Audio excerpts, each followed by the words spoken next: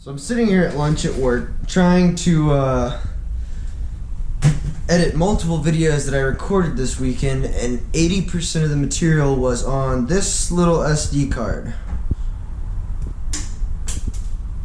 That SD card corrupted for some reason.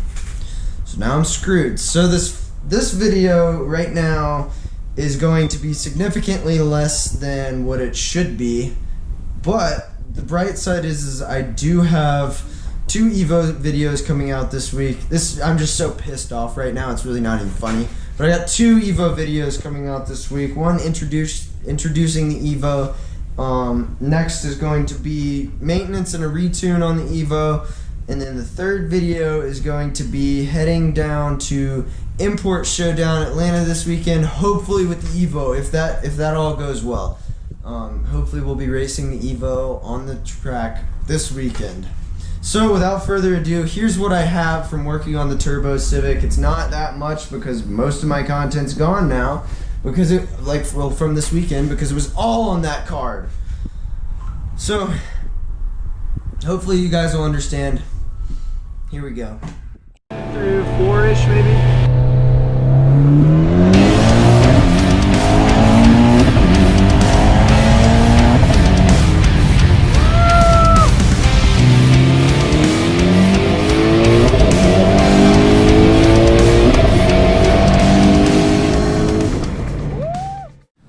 Everybody, welcome back to the K-Series Kyle YouTube channel, and today I'm going to be knocking out some things on the Turbo Civic that I've been meaning to knock out and just haven't knocked out, or nobody has knocked out. And also we're going to go ahead and do brake pads, oil change, and retune, hopefully re-street tune the Evo today. Now you guys probably won't be seeing this video for like a week because I gotta make the actual introduction of Ellie the Evo first, but you'll see her soon. Alright, more about Austin's build because it's sick just jumping around places right now. I mean, I'm not entirely too sure how much power it's going to make, but I assume it's going to be a lot, because the only part of this entire motor that doesn't have 0 miles is just the block itself. Oh, like the actual block? Yeah, the actual block itself is the only thing that isn't 0 miles. I mean, these blocks are good for a lot of power though anyways. Oh yeah. No, as far as internal wise, I've got everything built up internal wise. Everything's fresh. Everything's brand new. 8-to-1 pistons, PC, stage 3 cams, titanium valve springs, titanium retainers, step 1 holder, spark plugs, the 1300cc injectors, and the return system, and the rails, and the DW300 pump, the filter. Jesus. Ethanol compatible, race fuel compatible, gas compatible, E85 compatible. So what he's basically saying is like all of my built motor cars, but in a VQ. Pretty much. Basically everything's done. With a 1300cc fuel system? 1300cc on this car will make so much power. With return. Yeah, with return. Once I'll do a single turbo? Oh, dude, I want to see a single turbo because I've seen some like low power single turbos not done right, and then I've seen some twin turbos that are like make like 600 or something like that. If you do them right, as long as you have fuel to keep up with your air going in and air going out, and be able to bring in as much air and get it out just as fast, if you can match the fuel to keep up with that, you should have power. Fuck yeah, I mean, yes. 1, 2, check. So as far as wiring an IAT sensor in, it's super simple as long as you know how to solder. I mean, you can do splices, but splices are pretty stupid to me, and I just like to do it more professionally. So on this mass airflow sensor, which we're not going to be using anymore, the IATs I believe are the red, black, and blue black. I think blue black is negative, red black is positive. So we'll basically be splicing off that and then heading all the way down here to this charge pipe, all the way on the back side, or all the way on like this little corner right here. And that's where the IAT sensor will lie. Alright y'all, so I'm just letting you know, everybody makes mistakes. I haven't done it yet, but I was incorrect on that before.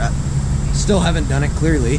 But it is actually going to be red-yellow to the red IAT wire, so positive to red-yellow, and then green-black to negative. I actually got my hands on a diagram, and they're actually reversible, but those will be the two. I didn't notice that it was upside down.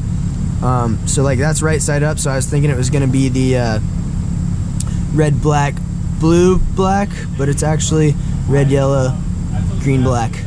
So as you can see here, I got those two stripped down, nice cut. And I went off a little bit just in case the mass airflow sensor ever needs to be connected back. Then I went ahead and stripped these guys off. And I'm gonna do it off camera, but we're gonna go ahead and get some soldering going. So just a little tip, get yourself some Dorman heat shrink tubing if you wanna make things look professional, and make sure you don't forget to slide it on your wire before you heat, like you actually shrink it, or before you solder it, or else you won't be able to get it on. So when you're soldering, when you're starting off your solder, I like to go ahead and spread out each little individual wire on each one just a little bit, and kind of splice them together just a little bit so they stick there, and then you can go ahead and get a nice little bead of solder on there. So as you can see here, I've got both of them soldered up and shrink wrapped. Now the way these are going to route is going to be around back behind, the way I want to route them at least, is going to be back around this red pipe right here, this upper radiator pipe, and we're going to flow that down all the way and zip tie right down here to the bottom. Now I have to get the actual IAT sensor to plug it in, and so I'm going to get that, I'm going to go ahead and put that in, then plug it up, and we should be ready to go on that.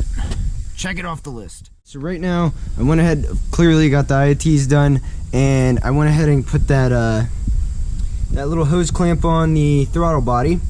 So that's another thing off the list. Next, what I'm doing is I'm gonna go ahead and drill these holes. I already said, like, I don't have my tools right now, so this is a really junky drill. So it's really having trouble getting through this aluminum. And it's just the drill. I promise you it's not the bit. But I've drilled that one, got that one through. So next is gonna come this one. It's gonna take another like 15 minutes probably. But I'll come back with you, and I also need to get some bolts from like Ace Hardware for that. So that won't actually be final mounted today, but I'll get the holes drilled at least. So as you can see here, I went ahead and got both of these holes nice and drilled straight through. You can see my boot. So now we're just waiting on a nut and a bolt and a washer, and we should be good to go. Continuing on the Civic, I'm working on accessing the fuel pump. I already got the back floor out. Screw it, who needs this anyways? Who needs a spare tire on these cars? That's gonna go. All this carpet's gonna end up going, and then we're gonna have to get that bar off, get the other back seat off, get all those amps out and stuff, gut it basically, and then access the fuel pump. I've made a new list. Starting at the top, this is literally every single thing that has to be done to the car. Right mount, fuel pump, crank bolt needs to be tightened, belt goes on, the electronic boost solenoid is halfway done, camber arms, lift up the rear suspension, maybe the front a little bit, intercooler bolts, already got the holes drilled, plugs, coils, battery, vacuum lines, aka for this full race thing, little vacuum line solenoid there, and then upper radiator line. The issue with the upper radiator line is it's got a kink in it basically, like a hose would, because it is a hose. And we have to figure out, I believe Mishimoto also makes one that drops down. I think I have one at home actually. So we'll try to get that going. Check 1, 2, check. So I've knocked out all that I'm gonna knock out today on this car. I will be back with you working on this car and finishing up all the little things, probably with Austin actually. So we'll figure that out when we get to it. We actually just realized we have the belt that I ordered was for, well, I don't even know, it's probably years ago now that I ordered the belt, but it's for a Honda Civic, like 1.5 liter I believe, and not the SI, which is a 2 liter clearly. So the belt's a little bit too small. I don't even know if I ordered that belt or somebody else did, but we're gonna come back with a new belt, and me and Austin are going to knock out everything with this car that needs to be done basically, and then all we'll have to do is start her up, which will be a video, and then tune it, street tune it on a video. Oh, you're still watching? Well, if you made it this far in the video, look down at the bottom, subscribe, comment, and check out my buddy. But for now, thank you for stopping by the K-Series Kyle YouTube channel. Go down below, subscribe, comment, all of the above. If you want to, turn on the notifications, and I will catch you guys this week.